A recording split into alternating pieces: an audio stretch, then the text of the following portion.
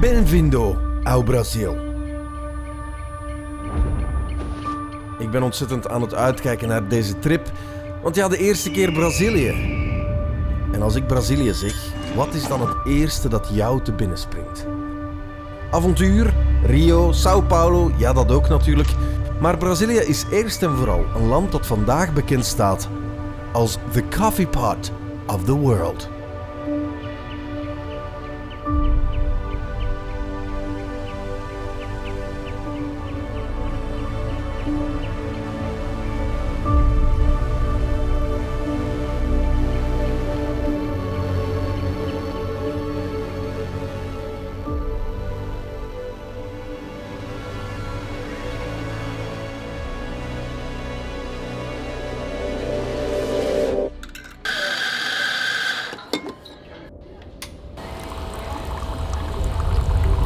Ik heb eventjes mijn research gedaan natuurlijk. Blijkt dat Brazilië als land garant staat voor 33% van de wereldproductie aan koffiebonen. Dat zijn ongelofelijke cijfers natuurlijk. En daarom ben ik naar de regio gekomen rond São Lourenço, waar ze koffie maken op een duurzame manier en vooral op een heel faire manier natuurlijk. Ik ben trouwens niet alleen. Ik heb nog een aantal mensen meegebracht. Dus, we zijn vertrokken. Bem-vindo ao Brasil!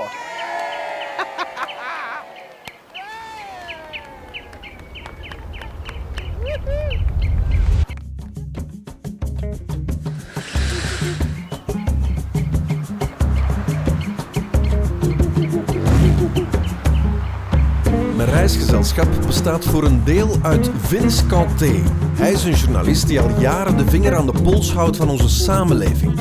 Hij focust tijdens deze reis vooral op het klimaat, want dat blijkt de grootste uitdaging bij het telen van koffiebonen. En dan is er Jenny Bonsengue. Zij is een choreografe die samen met haar dans de barrières van de taal tracht te doorbreken. Samen ontdekken we een van de kleinste regio's van Brazilië, Minas Gerais. Een regio die bekend staat omwille van de kleine percelen waarop koffie geteeld wordt. Oké, voor eens en altijd, waar draait het nu allemaal om? Het draait allemaal om dit hier, de koffiebonen. Fairtrade zorgt ervoor dat de koffieboeren hier in Brazilië op een juiste en faire manier vergoed worden, zelfs al is er een price drop, een prijsdaling bij ons in Europa.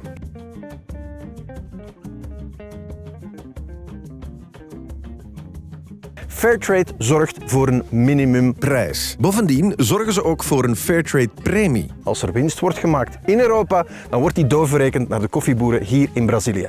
Maar daar stopt het eigenlijk niet. Want deze koffieboeren worden verzameld in coöperaties, waarbij ze worden geholpen met branding bijvoorbeeld, maar ook met export en de marketing. Het is dus een win-win voor iedereen. We worden verwelkomd door Marcio Heleno op de ranch São Benedito. Sinds 2002 rijft Marcio met zijn koffie de ene award na de andere binnen. Hier focussen ze niet alleen op de kwaliteit van de koffie, maar ook op duurzaamheid en het klimaat. So what I'm looking at right now, Marcio, is your little piece of heaven. Am I correct? Correto. Esse é o meu paraíso.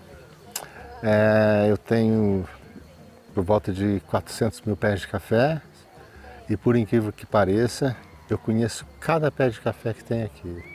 Eu venho todos os dias aqui, eu moro em São Lourenço, venho até aqui, saio de lá às 5 da manhã, não tem hora para voltar, mas eu conheço cada pé de café que eu tenho. Tell me exactly, how does Fairtrade come into this story? Why is Fairtrade so important and why did you want to be part of Fairtrade?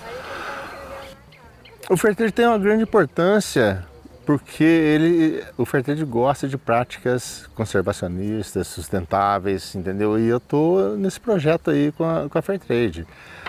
Agora, eu falei que é o seguinte, o meu sonho é ver os nossos cafés aí que são muito mais bem pontuados do que os cafés que a gente geralmente entrega na Fairtrade, sendo vendidos, sendo exportados pela Ascarive, que é a nossa associação. Cafés super especiais, de 89, 90 pontos, sendo exportados pela nossa associação, para fortalecer cada vez mais o Fairtrade da minha cidade. De volgende stop, de koffieplantage van Paulo Rocha. En ik ben benieuwd naar wat choreografe Jenny ondertussen van haar reis vindt. Can you tell me what struck you already during this trip? What I really love is, the simplicity of the people. They work hard, and I can identify myself because African people are the same. Like, they work hard, and I'm really happy with the less they have. They have not a lot. They share. When we go to the house, you see how they put the table for us, and they're really happy to welcome you. They don't have anything, and they would even share everything with you. The less they have, yes. Now, will you be dancing? Yes. Of course you will be Definitely. dancing.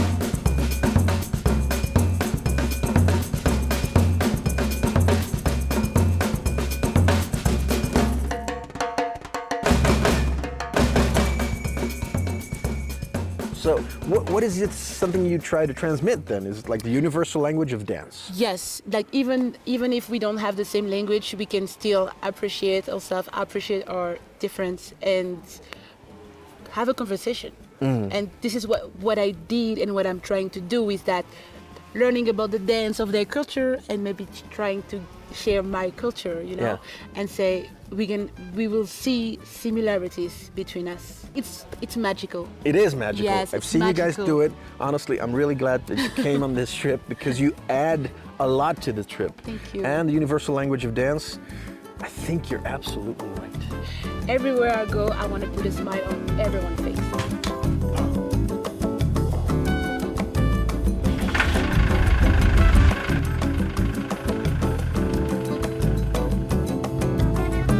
Dit is wel fijn om te zien. Ze zijn net aan het oogsten. We zijn hier juist op tijd. Careful. Op.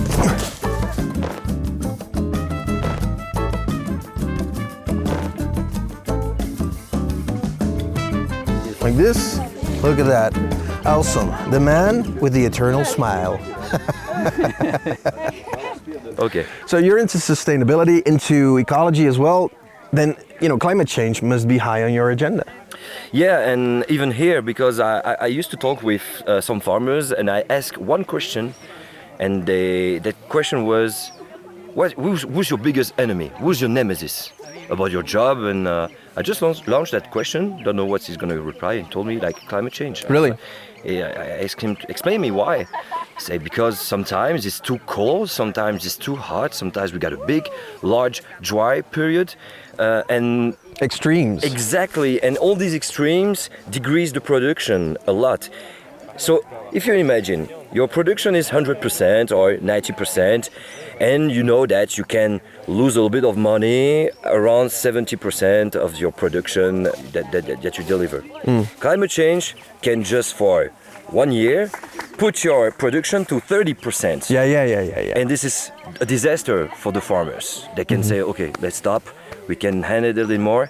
And that's the good way of fair trade because they protect all these farmers. The income. Yeah. Exactly, the income because of climate change. If, for example, they have too much rain and the coffee is turning too fast, the quality is going to be much more less exactly. Yeah. And when this happens, Fairtrade contact them like, okay, we know that the price is going to increase. We know that you have to handle a lot of problems. Yeah. Guess what?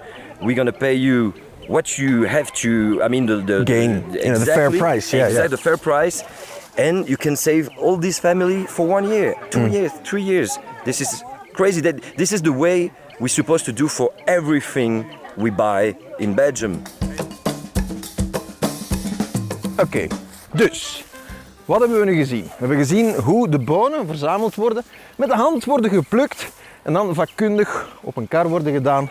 En dan belanden ze hier, in het volgende stadium, waar ze gedroogd worden op een soort van betonplaat met niks anders dan zonne-energie. Kom maar eens zien. Heb je ooit al zoiets gezien? Hier worden de bonen gedroogd, enkel met zonnestralen. Er gebeurt dus geen fermentatie, er komt geen machine aan te pas. Enkel de natuur doet haar werk. En van hieruit gaat het naar de selectie.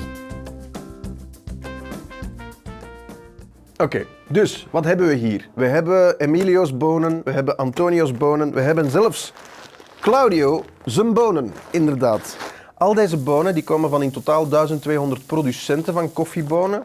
En hier bij de coöperatieven van Cocarive in Carmo de Minas maken ze daar een perfecte blend van die dan weer goed gebalanceerd is. Dus wat ik hier nu in mijn handen heb, eindigt wellicht in jouw tasje koffie. Hoe mooi is dat?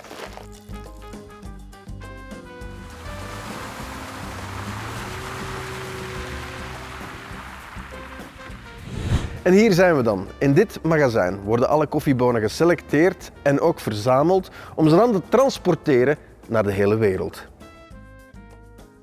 So Guillaume, what do we have here? So here we actually have the coffee beans that we will export to Zaandam afterwards. So Zaandam is the place where you can find Ahold Delhaize Coffee Company that produces Latitude 28 for us. Which is a brand. That's a brand. So that's quite a new brand actually. We launched it 3 years ago with this idea to make coffee as sustainable as possible. Okay, so everything starts with this right here. Now, if this is more expensive, why me as a customer, why would I choose the fair trade coffee? Well, that's the thing actually. This is not more expensive than other coffees that we have in the shelf. We wanted to make fair trade coffee as affordable as possible for end customers, so that they don't have to make a choice between an expensive fair trade coffee or non-certified coffee. So this fair trade certified coffee is actually more or less in line with non-certified coffee because we reduce the number of intermediaries. So the less produce it itself and buy it directly from the cooperatives. Excellent. Zo, en daar heb je het. Het verhaal van de Fairtrade koffie mooi op een dienblaadje gepresenteerd. En je zou kunnen denken dat het Fairtrade verhaal alleen maar een marketingverhaal is. Wel, ik heb ingezien dat het helemaal niet zo is. Het is een verhaal over mensen, over ecologie, over duurzaamheid en over onze toekomst. En zo is maar eens bewijzen dat er wat in dit kopje koffie zit veel meer is dan koffie alleen. Santé.